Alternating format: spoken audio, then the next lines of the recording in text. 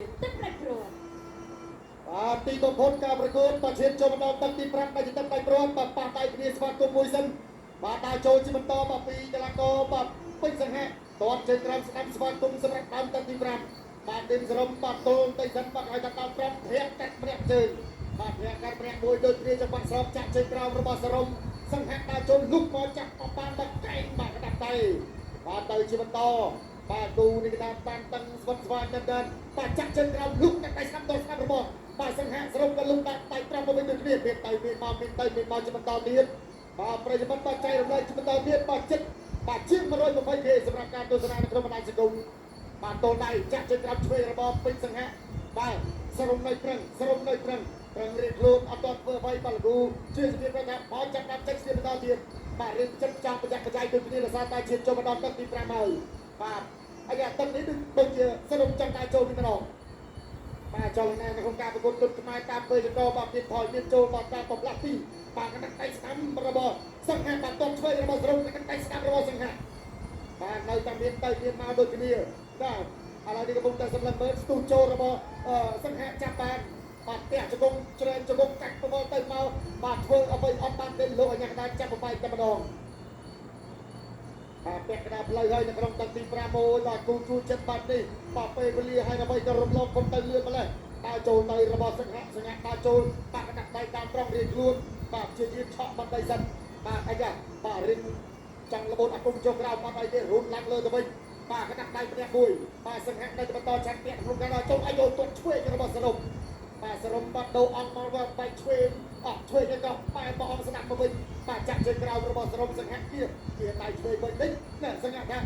ដើរចូលលើនេះមកអាយ៉ាកណ្ដាប់ដៃម្នាក់មួយ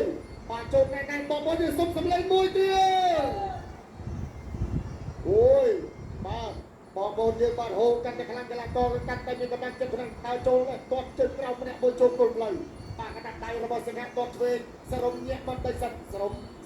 អត់ទាន់ចេញទៅសង្ហៈក៏ដូចគ្នាសង្ហៈបាទជាយាមញាក់ចេញស្ដាប់ប្រព័ន្ធស្មារតីបាទហើយតែចង្វាក់ធាក់ដូចតតដូចធាក់ស្ទុះចូលកណ្ដាប់ដៃទៅត្រង់មួយហើយទៅទាត់ឆ្វេងបាទសរុបតែចូលមកវិញតិចសរុបតែចូលមកវិញតិចដោយប្រកបដោយភាពបាទមើលបាត់ចុចចាប់បាទជង្គង់គាត់ស្វេដូចគ្នាសេទៅសេមកសេទៅសេមកលោកអញ្ញាកណ្ដាលចាប់បែបបាទចិត្តចប់ទឹកទី5ហើយបាទលោកអញ្ញាកណ្ដាលគ្រូជ្រាសភាបន្តការប្រកួតកណ្ដាប់ដៃម្នាក់មួយចូលគល់កចាប់អោបជាប់បាក់កណ្ដាប់ដៃដល់ត្រង់បាទសរុបតាចូលសង្ហៈថយទៅវិញទៅសម្រាប់ចុងទឹកកណ្ដាប់ដៃដល់ត្រង់មួយរបស់បាទសង្ហៈបោកគ្នាម្នាក់ឯងច្រកពុកបាទរុញចេញដូចគ្នាឲ្យកាត់កែងមួយរបស់បាទទីមសរំសង្ហៈចូលចាប់អោបជាប់បាទ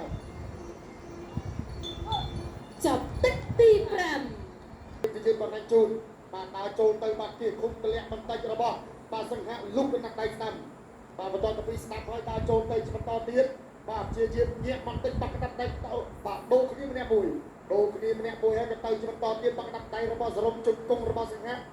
បាទហើយជង្គង់ស្រោះគ្នាម្នាក់មួយដូចគ្នាជាបន្តទៀតបាទកាត់ចូលមកប្លង់ត្រង់នេះជាបន្ត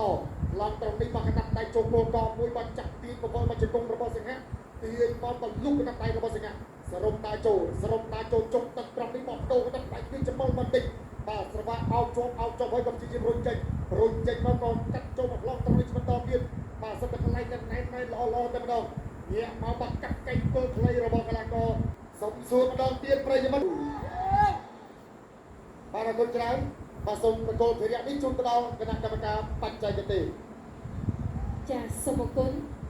តាមរយៈការប្រកួតពេញចំនួន5ទឹកជ័យជំនះបានទៅលើកីឡាករបង្គោលខៀវទីមសារ៉ាឆ្នះកីឡាករបង្គោលក្រហមទៅទទួល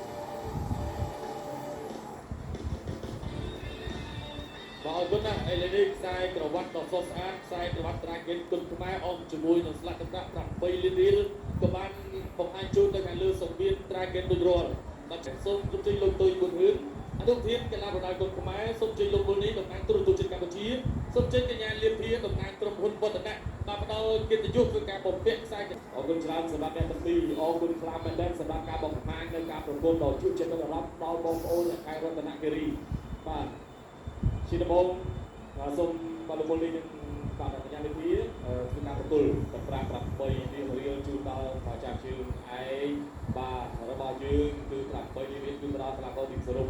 បាទជាបន្តទៀតបាទសូមក្រុមជើងអាដាមធ្វើឆាយទៀតសហព័ន្ធកីឡាប្រដាល់គុណខ្មែរនិងកញ្ញាលីបធ្វើការបំពាក់ខ្សែក្រវ៉ាត់ជូនដល់ម្ចាស់ជើងឯរបស់យើងទម្ងន់51គីឡូក្រាមអបអរសាទរទៅដល់កីឡាករឌីនសារ៉ូ